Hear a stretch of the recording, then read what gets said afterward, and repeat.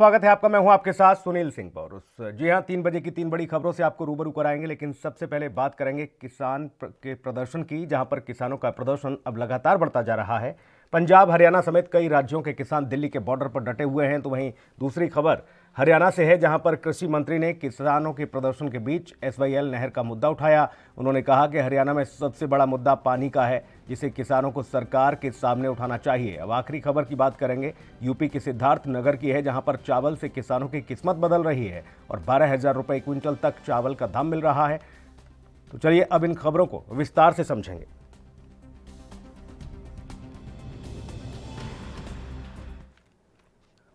तो नए कृषि कानूनों के खिलाफ किसानों का आंदोलन 11 दिन भी जारी है। 11वां दिन है और किसानों की सरकार के साथ 9 दिसंबर को अगली बैठक होगी। किसानों ने 8 दिसंबर को भारत बंद का ऐलान किया है और चेतावनी दी है कि अगर सरकार उनकी मांगें नहीं मानती तो वह राष्ट्रीय राजधानी की तरफ जाने वाली सभी सड़कों को बंद कर देंगे। कांग्रेस ने किसानों के बुलाए गए भारत बंद का समर्थन करने का ऐलान कर दिया है। यूपी दिल्ली बॉर्डर पर किसान आज भी बैठे हुए हैं। किसान आंदोलन को लेकर बॉर्डर बेहद अहम है, क्योंकि यहां से उत्तराखंड, लखनऊ, मुरादाबाद, बरेली, रामपुर, हापुड़ के लोग दिल्ली आवागमन करते हैं। इसके अलावा मेडिकल में भी है, भारी संख्या में फोर्स लगाई गई है जो हर हालात से निपटने के लिए तैयार है। आपको बता दें कि दिल्ली हरियाणा पर स्थित सिंघू बॉर्डर पर हजारों किसानों की भीड़ पिछले 10 दिनों से दिन रात डटी हुई है। किसानों का प्रदर्शन गाजीपुर बॉर्डर, टिकरी बॉर्डर पर भी जारी है। इसके अलावा बुराड़ी ग्राउंड पर भी कुछ किसान प्रदर्शन में लगे हैं। किसानों और सरकार के बीच 5 राउंड की वार्ता हो चुकी है, लेकिन अभी तक कोई समाधान नहीं निकला है। उधर आपको बता दें कि कांग्रेस के नेता नवजोत सिंह सिद्धू ने भी किसान आंदोलन का समर्थन करते हुए कहा कि किसानों की गर्जना पूरी दुनिया में सुनी जा रही है। सिद्धू ने ट्वीट कर कहा है कि आज भारत का सही बहुसंख्यक अपनी ताकत दिखा रहा है। किसान आंदोलन अनेकता में एकता की रचना कर रही है और यह असहमति की चिंगारी है जो एक आंदोलन में पूरे देश के एक साथ कर देती है, जिसमें सभी जाति, रंग और नस्ल के लोग भी एक साथ आ जाते हैं। किसानों की ये हुंकार पूरी दुनिया में सुनाई दे रही है, लेकिन सरकार इसे नहीं सुन रही है।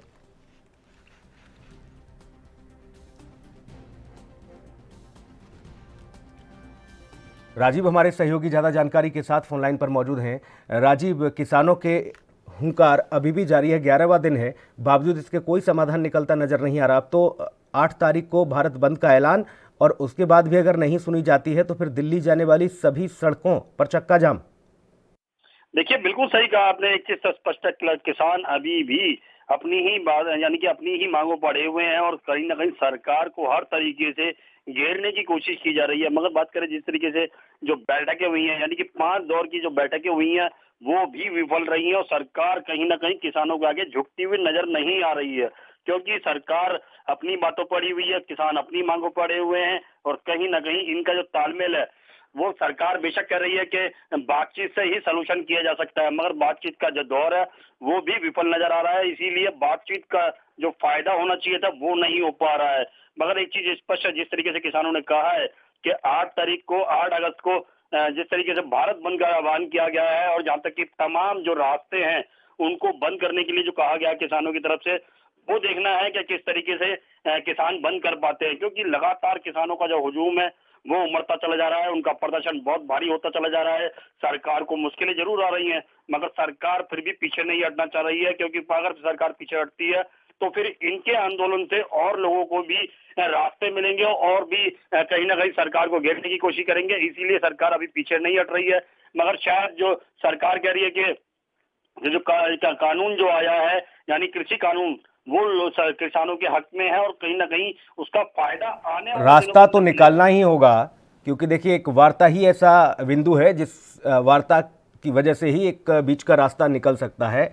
फिर उसमें कितनी भी देरी क्यों ना हो, लेकिन बीच का रास्ता निकालना ही होगा। और दूसरा कि मैं ये जानना चाहूँगा, और तमाम दर्शक भी, कि दिल्ली में आप मौजूद हैं, वहाँ के बॉर्डरों की स्थिति आप देख रहे हैं, दिल्ली की भी स्थिति आप देख रहे हैं। बॉर्डर पूरी तरह से सील कर रखे हैं, वहाँ पर चक्का जाम कर रखा है, किसान डटे हुए हैं। किस तरह की तस्वीरें और किस तरह की पीड़ा है वहाँ के जो किसान मौजूद हैं, जो परिवार के साथ बैठे हुए हैं, राजीव? देखिए, एक चीज तो स्पष्ट है कि जिस तरीके से किसान बैठे हुए हैं उनकी पीड़ा जरूर है, क्योंकि वो रात के अंदर खुले में आसमान के नीचे सोते हैं और कहीं ना कहीं टेंट वगैरह का सहारा लेना पड़ता है, यानी कि कह सकते हैं ट्रैक्टर ट्रॉली को एक तंबू के तौर पे यूज किया जा रहा है, टेंट के तौर पे यूज किया जा रहा है। और कहीं ना कहीं एक ये दिक्कत जरूर है, क्योंकि उनके साथ छोटे छोटे बच्चे भी हैं जो इस प्रदर्शन के अंदर उनके सामने साथ हैं। और कहीं ना कहीं सरकार को एक कोशिश की जा रही है सरकार जागे, मगर सरकार शायद इनके प्रदर्शन से या फिर जो इनके साथ बच्चे हैं, महिलाएं हैं, उनसे सरकार को कोई सरोकार नहीं है, मगर सरकार अपनी कह सकते हैं नींद में कहूँगा आपको भारतीय किसान यूनियन के बड़े नेता नरेश टिकैत भी इस वक्त हमारे साथ मौजूद हैं फोनलाइन पर। नरेश टिकैत जी, बहुत स्वागत है आपका। जी धन्यवाद। नरेश टिकैत जी, 11वां दिन हो गया, अभी भी आप लोग लगातार आंदोलन कर रहे हैं, लेकिन जो 5वें दौर की वार्ता वो भी विफल रही। किस तरह की उम्मीद, अब भारत बंद का तो समर्थन आपको पूरे तौर पर मिल रहा है, बाकी राजनीतिक दलों भी आपको समर्थन करते हुए नजर आ रहे हैं। नहीं, एक तो बताओ जी, सरकार कैसी हठधर्मी हो रही जी। तो किसान क्या आग्रह, किसान की भी प्रतिष्ठा है, किसान ने जब पूरे भारत बंद की कर दी, घोषणा कर दी, तो इसमें बताओ क्या करे। सरकार की पांचवें दौर की वार्ता भी सरकार के सामने कुछ ऐसी समस्या थोड़ा ही है जो सरकार इस तरह की बात है उल्टा हटना ही नहीं सीख रही। तो बातचीत तो करनी चाहिए, बातचीत नहीं करने, बताओ कुछ इस तरह की बात जिद्दी रवैया तो सरकार को छोड़ना पड़ेगा जी। नरेश टिकैत जी, पहले ये था कि कानूनों में बदलाव किया जाए, सरकार अब तैयार हो गई है। केंद्रीय कृषि राज्य मंत्री भी कह रहे हैं इस बात को कि हम लिखित में दे सकते हैं, ना एमएसपी का कहीं कोई दिक्कत होगी, ना मंडियां खत्म होंगी। फिर बावजूद इसके ये तीनों कानूनों को रद्द करने पर अब आखिर ये क्यों इस तरह का फैसला आप लोगों का? नहीं जी, ये कह रहे तो इसमें लिखित में देने में क्या अर्ज आज सरकार को जी? नहीं, इस बात के लिए तो तैयार हो गई है सरकार। केंद्रीय कृषि राज्य मंत्री इस बात को कह रहे हैं कि हम लिखित में दे रहे हैं कि एमएसपी से कोई छेड़छाड़ नहीं होगी। नहीं, चलो तो जो प्रतिनिधिमंडल है 40 संगठन है जी, 40 संगठन है में ही तो निर्णय ले सके। चलो हम तो बगल से हम क्या तो नरेश टिकैत जी, देखिए, आप एक बड़ा प्रतिनिधित्व करते हैं, भारतीय किसान यूनियन एक बड़ी यूनियन है पूरे भारत भर में, आप उनका प्रतिनिधित्व करते हैं, उनकी आवाज़ आप रखते हैं। मैं आपसे जानना चाह रहा हूं कि किस तरह से और क्या रास्ता आप निकाल सकते हैं, क्योंकि ये कानूनों में बदलाव करके या फिर इन कानूनों को रद्द करके, क्योंकि रद्द करने की बात आएगी तो अभी तो लंबा आंदोलन और खिंच सकता है। रहा बदलाव की बात इन कानूनों में, तो वो बदलाव के लिए सरकार को जरूर मानना पड़ेगा। जी, थोड़ी या तो बात सरकार ने उलझा दी। सरकार अगर चाह तो क्या समाधान नहीं हो सकता जी? ये तो उलझा दी। बताओ, एक तरफ तो कई लाख किसान सड़कों पर आ रहे, तो इस तरह की बात तो सरकार करनी नहीं चाहती। आदमी अपनी बात उल्टी भी तो हटा ले, अपनी बात थोड़ी सी भी तो ऐसी प्रतिष्ठा की क्यों बात बना रहे। इसमें कभी किसानों को खालिस्तान नहीं बता रहे, कभी आतंकवादी बता रहे, कभी कुछ बता रहे, तो ये तो किसानों का और किसानों को गुस्से में मना रहे किस तरह की बात जो किसानों की तोहिन हो रही। तो हम तो यही क्या है, तो इसमें राजनाथ जी को भी ले लिया जाए तो और किसानों को काफी विश्वास है राजनाथ जी पे। आपको उम्मीद है कि जल्द निपटारा होगा? अरे उम्मीद तो छोड़ दी जाती है, इनमें राजनाथ जी को भी जोड़ लिया जाए, इसमें ठीक है। इसमें कृषि मंत्री का ज्यादा ठीक है, अच्छी बात है, हम लोग कहते मैं भी अपनी जगह ठीक है। पर राजनाथ जी के एक अलग ही वो है, मुख्यमंत्री रहे 2 बार वे उत्तर प्रदेश के, तो ठीक रह जाएगी बातचीत। इसमें हम तो सरकार से आपको उम्मीद है। और आप बता रहे हैं कि देखिए, वो किसानों का हमेशा से आवाज़ को उठाया है राजनाथ सिंह, जिनका आप जिक्र कर रहे हैं, रक्षा मंत्री राजनाथ सिंह भी इसमें शामिल हैं। मैं एक आखिरी सवाल मेरा, भारत बंद का ऐलान आपने कर दिया है, किस तरह से इस भारत बंद को आप देख रहे हैं? और अगर बातचीत से कोई मसला नहीं हल होता है तो फिर क्या, जो आपने कहा है कि राष्ट्रीय राजधानी की ओर जाने वाली हर एक सड़क बंद होगी, ऐसा कुछ देखने को मिलेगा नरेश टिकैत जी? इस तरह की कोई बात आपकी? हम तो दिल्ली की जनता का भी फिक्र है, ऐसी बात नहीं है। हमारे परिवार के भी कोई ऐसी बात नहीं, उनमें पता कितनी समस्या उनके सामने है। हम सब अनुभव है, वैसे नहीं कुछ बात है, हमें कोई जिद है किसी बात की। पर एक तो बताओ अपनी बात तो कहीं मोटी तो कही जा, कुछ ना कुछ तो वो होगा बातचीत है तो जी। हाँ, तो इसमें बातचीत करने चाह राजनाथ जी को भी ले ले, इसमें जो सुलझे हुए नेता है उन्हें सब ले, इसे बिल्कुल भी ये आदमी उस मना ले, इस हल्के सरकार इस हल्के मना ले, बिल्कुल भी हल्के मना ले। कृषि मंत्री ने कहा था कि बच्चों को और महिलाओं को और बुजुर्गों को आप घर भेज दें, बाकी आप लोग अपनी मांगे रखें, आप आंदोलन करें, हम आपसे बातचीत करने के लिए तैयार हैं। क्या आपने कोई आह्वान किया ऐसा? आपने किसी को घर भेजा नरेश टिकैत जी? महिलाएं क्या करेगी, घर जाएगा जी, मैं भी आंदोलन में हिस्सा रहेगी, वही क्या जो है बात में क्या करे, ये तो उनकी मर्जी है जी। कुछ उन्हें कुछ वो नहीं हो रहा बातचीत, और एक मान सम्मान तक फैसला हो जाए तो बातचीत यही है। आदमी सरकार थोड़ा सा अपने उल्टे हटावे की बात, अपने सरकार की अच्छी नहीं बात रहती जीत वाली बात। बिल्कुल, बहुत शुक्रिया नरेश टिकैत जी, आप हमारे साथ जुड़े। हालांकि सीधे तौर पर उन्होंने कहा है कि देखिए, महिलाएं घर जाकर क्या करेंगी, जब हम लोग यहाँ बॉर्डर पर डटे रहेंगे तो वो लोग वहाँ पर जाकर इसके लिए क्या चीज़ें करेंगे। वो सभी पूरा परिवार जो है अब बॉर्डर पर रुका हुआ है, और ये बता रहा है किसान एकजुट रहता है, परिवार एकजुट रहता है, वो अलग नहीं रह सकता। किसान आंदोलन के बीच हरियाणा के कृषि मंत्री जेपी दलाल ने सतलुज यमुना लिंक नहर का मुद्दा उठा दिया। दलाल का कहना है कि हरियाणा के किसानों के लिए सतलुज यमुना लिंक जो नहर है वो अहम मुद्दा है। जब किसान केंद्र सरकार के प्रतिनिधियों से मिलेंगे तो उन्हें इसके निर्माण का भी मुद्दा उठाना चाहिए। आपको बता दें कि इस नहर को लेकर पंजाब और हरियाणा के बीच काफ़ी समय से विवाद चल रहा है।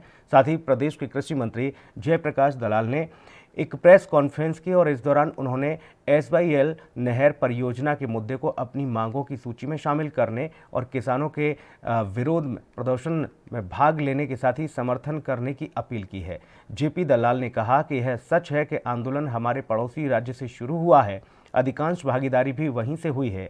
आजकल हमारे राज्य के कुछ लोग, कुछ खाप पूर्व मुख्यमंत्री, स्वतंत्र विधायक और आंदोलन का समर्थन वो कर रहे हैं। किसानों के साथ प्रत्येक व्यक्ति की भावना जुड़ी हुई है। हर व्यक्ति कहता है कि मैं किसान के साथ हूँ, यहाँ तक कि मैं भी कहता हूँ कि मैं पहले किसान हूँ फिर मंत्री हूँ, मैं भी किसान के साथ हूँ। लेकिन हरियाणा के किसानों के लिए अगर इस समय कोई बड़ा मुद्दा है तो वो सिंचाई के लिए पानी की व्यवस्था है। दक्षिण हरियाणा के 7 से 8 जिले में ऐसे हैं, ऐसी स्थिति है कि पानी का स्तर बहुत कम है वहाँ। अगर पानी नहीं है तो फसलें कैसे हो पाएंगी?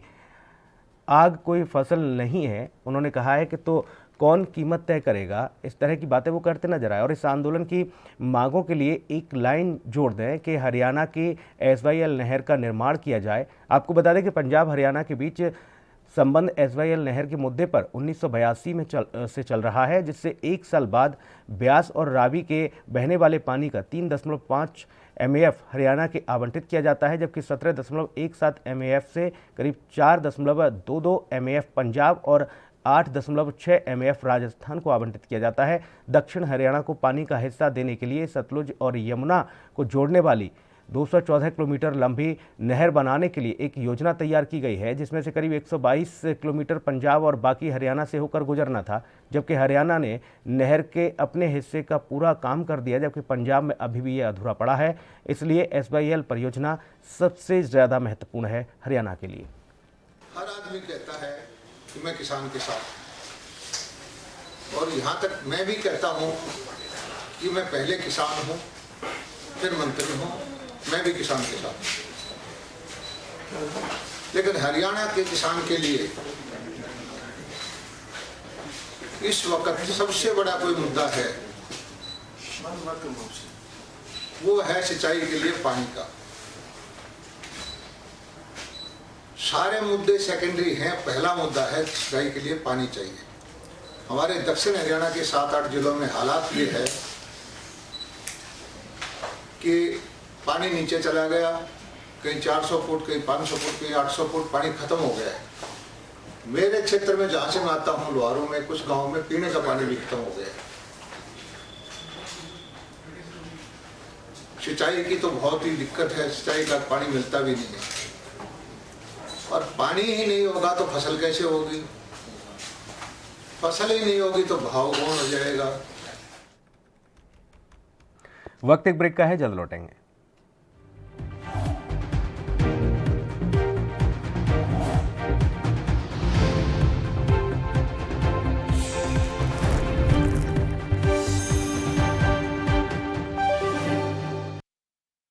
क्या आप दुबले पतले कमजोर हैं? आपकी सेहत नहीं बनती, भूख कम लगती है, वजन नहीं बढ़ता। दरअसल मेन बात खाना पीना खाना नहीं है, मेन बात है खाया पिया लगना। और अगर खाया पिया लगेगा ही नहीं तो सेहत बनेगी कैसे? इसलिए हमारी संस्था सन्यासी आयुर्वेदा ने एक ऐसी दवा बनाई है जो कि आपके पाचन तंत्र को, आपके लीवर सिस्टम को ठीक करने का काम करती है, ताकि आप जो भी खाएं उसका पूरे का पूरा निचोड़ आपके शरीर को लगे, आपकी भूख बढ़े, खाया पिया सही से लगे, नया खून बने, हड्डियों में जान आए, वजन बढ़े, ताकत बढ़े, चेहरे पर नूर आए और आप मोटे तगड़े खूबसूरत पर्सनैलिटी के मालिक बन जाएं। यह दवा पूरी तरह से आयुर्वेदिक होती है। इसका शरीर पर कोई भी साइड इफेक्ट, कोई भी नुकसान या दुष्प्रभाव नहीं होता। लड़के लड़कियां दोनों इसका इस्तेमाल कर सकते हैं और पहले 15 दिन के अंदर ही आपको इसका असर महसूस हो जाएगा। सिर्फ 650 रुपए की पूरे 1 महीने की दवा होती है और आप इसे घर बैठे 01145454545 पर फोन करके दवा मंगवा सकते हैं।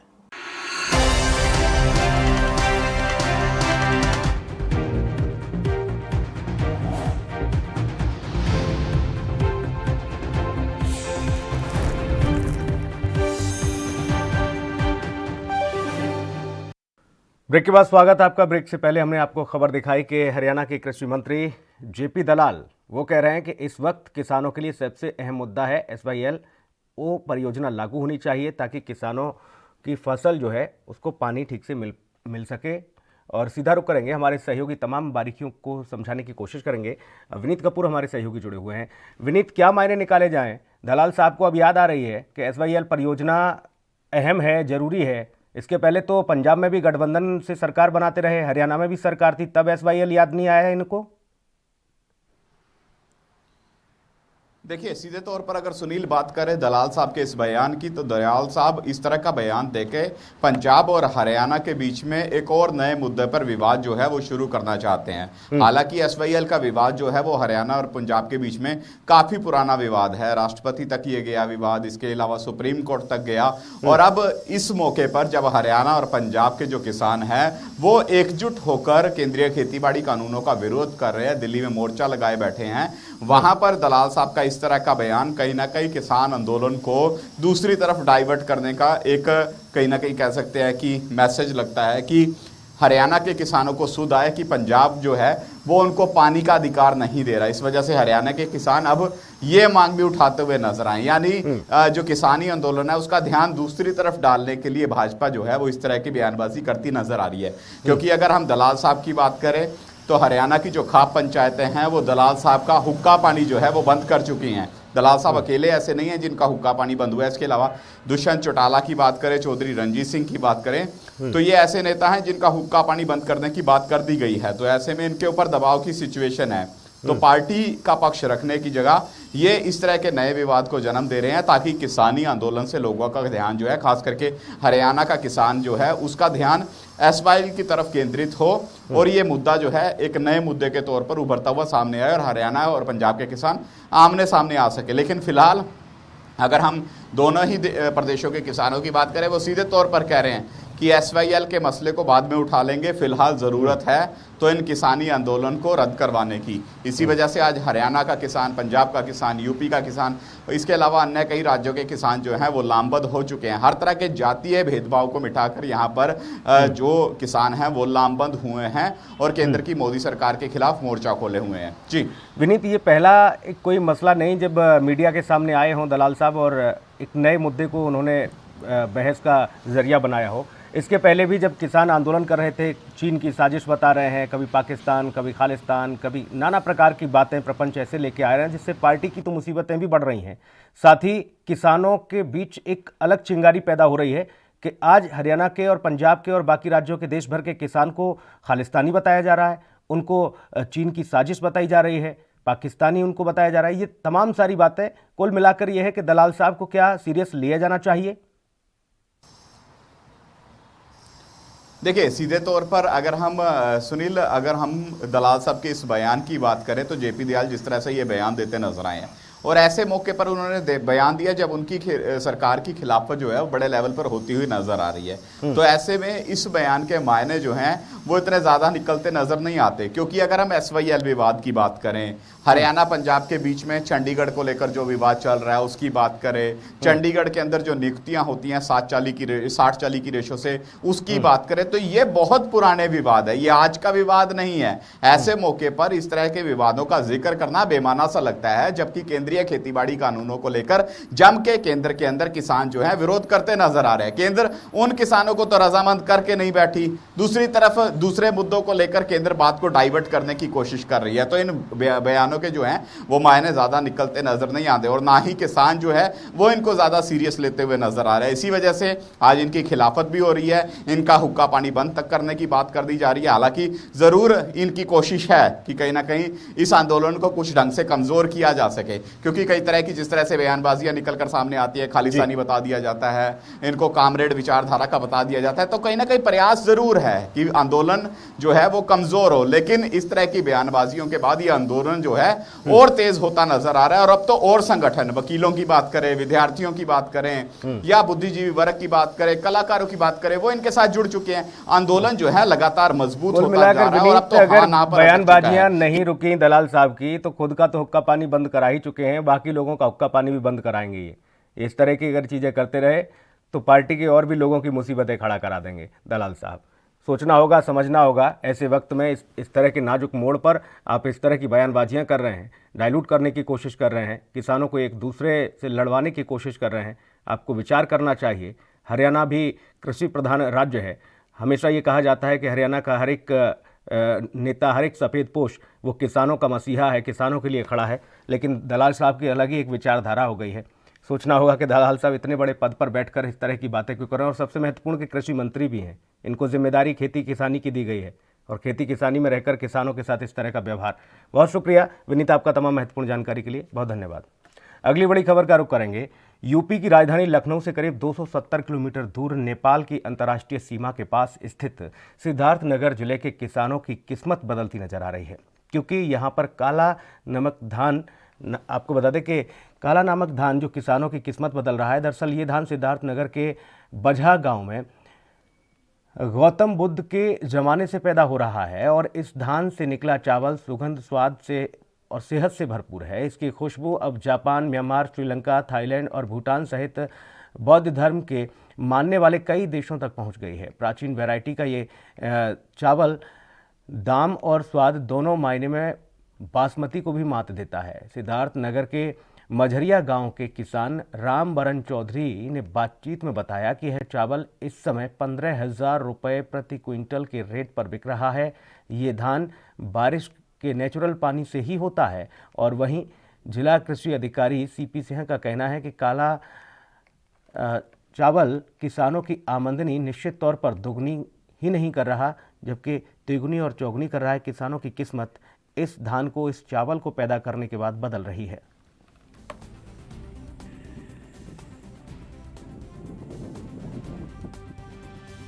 इसमें अंतर है। उसका पैदावार चावल का मान लीजिए 4 कुंटल है तो इसमें 2.5 कुंटल। तो 2.5 कुंटल तो पैसे का तो अंतर है, वो कम पैसा पैसे तो डबल नहीं, तिबल है। हम्म। हाँ, पैसे में तो तिबल है, 3 गुना है। तो मतलब सभी किसान को काला नमक करना चाहिए। हाँ, सबको करना चाहिए, बाकी क्या करें, ना कोई प्रशासन का सपोर्ट है, ना कोई मतलब ऐसा कि मार्केटिंग में फटाक से नहीं, अपनी जनपद को 1 डिस्ट्रिक्ट 1 प्रोडक्ट में रखा गया है। हाँ, रखा गया है, बाकी सब किसान उतने मतलब नहीं पहुंच पा रहे हैं। उनको सस्ता जो घर से निकल जाए फटाक से। आप किस रेट में इस समय काला नमक चावल बिक रहा है? हम इस समय 50 कुंटल दिए हैं लखनऊ का एक व्यापारी का, 15,000 रुपया कुंटल। काला नमक चावल या धान से किसान की आमदनी निश्चित तौर पर दोगुनी नहीं तिगुनी हो सकती है, क्योंकि इसका महत्व, इसके पौष्टिक। और इस खबर के साथ इस बुलेटिन में इतना ही। नमस्कार।